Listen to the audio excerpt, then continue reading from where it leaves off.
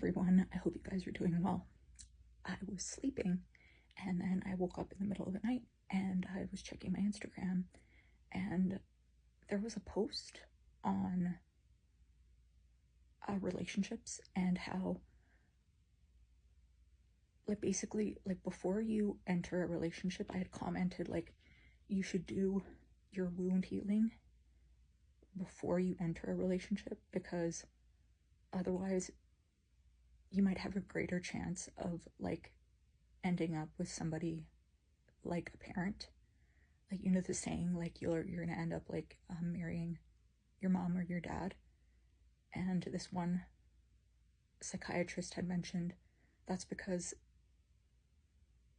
you haven't dealt with your mommy or daddy issues. So if you end up with somebody like your mom, it's because you're looking for the love that you didn't get from your mom, or you're looking to fill some sort of void that you didn't get from your mom, and vice versa with your dad. So I had commented that it's better for you to do your wound healing or deal with your mommy or daddy issues before you start dating or before you enter a relationship, because otherwise those cycles might repeat again and you may end up with somebody that is like a parent. Whereas if you did your healing beforehand with a therapist and you properly processed everything and your trauma and all that, your partner may end up being completely different. So after that comment, a lot of people started commenting after, oh, well, you can sort through those things together and you can grow and heal together. And while that is true, it can only be true if you allow your partner and yourself to heal separately. You cannot heal for each other. That will not work, because as individuals, we have different emotional and psychological needs. So we have to heal those on our own, right? So each of us has our own mommy and daddy issues. Each of us has our own inner child and trauma issues, right? Because we're individuals. So I always suggest going to a reputable mental health professional to get help. And the thing is, when you do that, you're going to come up with a strategy and a plan with your therapist to work through those issues. Now, if you're in a relationship, one partner's plan will most likely be different than their other partner's plan. So it's not going to be the healthiest for one partner to suggest something that maybe is working for them and suggest it to their partner, because their partner is going to have a completely different plan that's tailored to them. So it's going to be counterproductive to do that. Also, I liken therapy as going to the gym for the mind, right? So say, for instance, you're going to the gym with your partner, and your partner, their goal is to tone, but your goal is to bulk up. So you're not going to suggest to your partner exercises to bulk up if they want to tone, right? Because your exercise regimen is going to be completely different to what their exercise regimen is, because they have their own needs and goals that they want to achieve, and vice versa.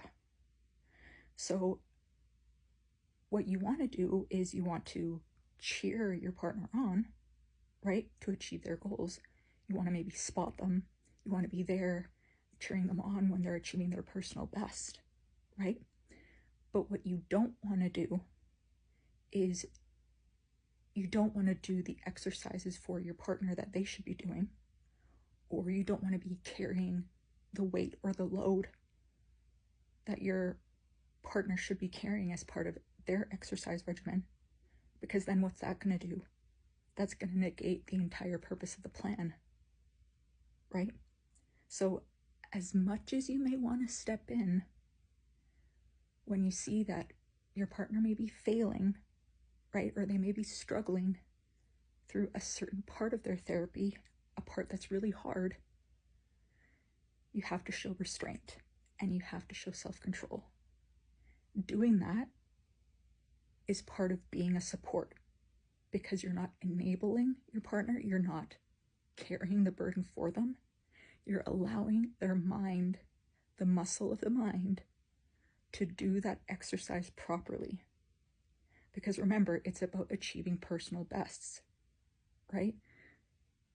Somebody isn't going to like automatically lift 100 pounds the first couple weeks. They have to eventually get there, right? They'll start low and they'll eventually work their way slowly up there.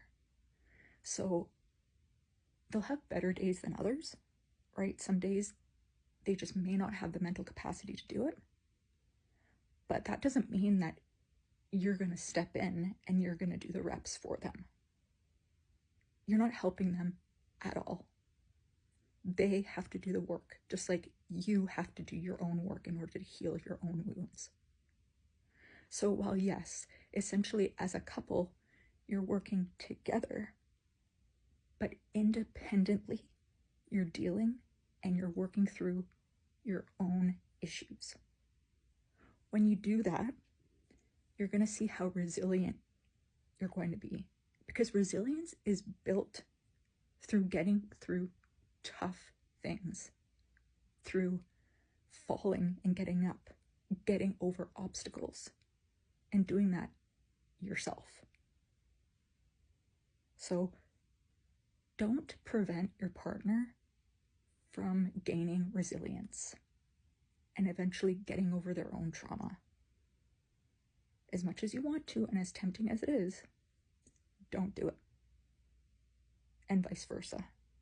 You're not going to be helping each other. That's going to be building a codependent relationship.